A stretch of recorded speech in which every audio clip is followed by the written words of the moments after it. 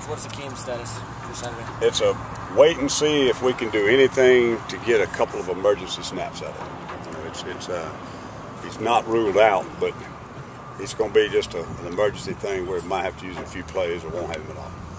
You guys decided on the definite, I guess, starting defensive line, maybe Melvin moving inside, or is Alder going to be in? Well, we're working different packages, you know, personnel packages, but the actual starting line is, you know, it's the same ones we've had in there. It's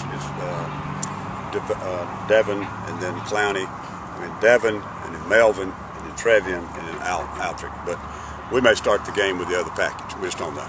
But they're all going to be playing a lot and mixing in.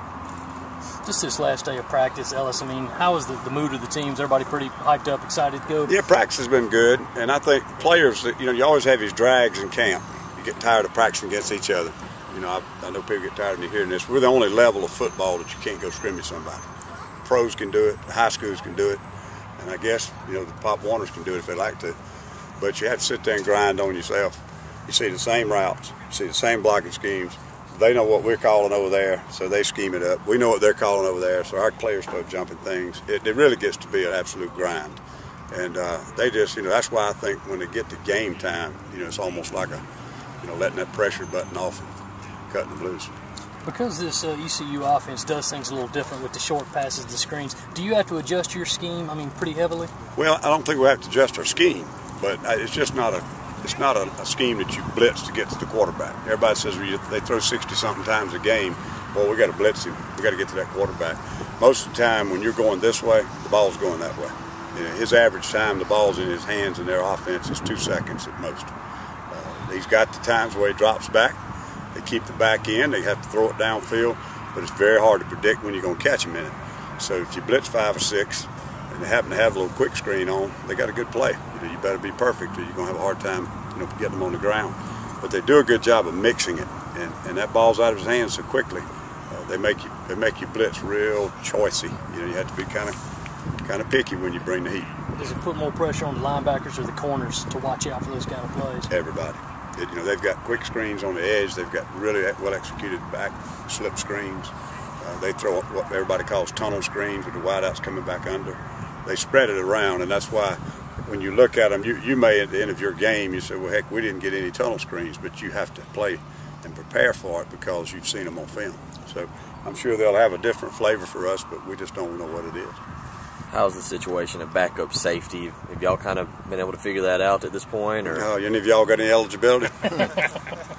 We got 4 right now that have had a pretty good camp. The rest of them are sort of chasing themselves around. We got 2 really good players in Akeem and Hampton that can't play, and the rest of them have been very inconsistent. So, you know, we'll have to hope we don't have any bad luck.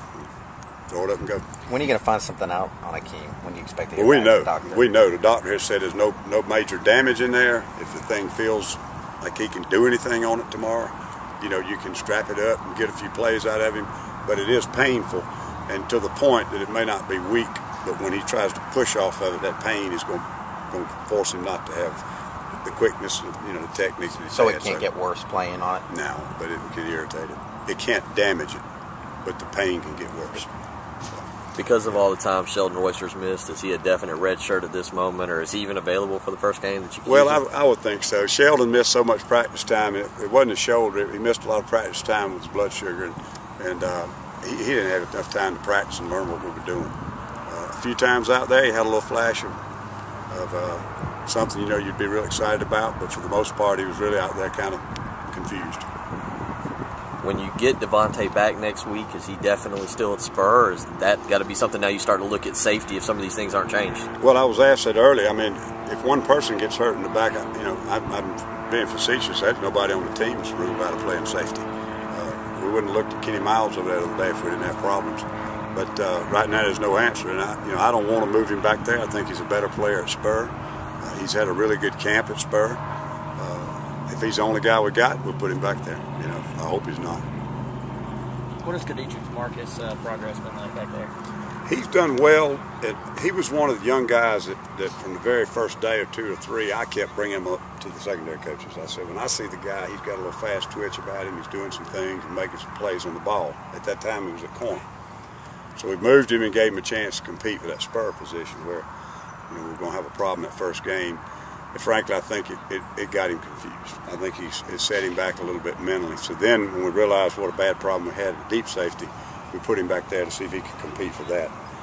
He's gaining some ground. He really is. He's come a long way this week, actually, even with the game plan.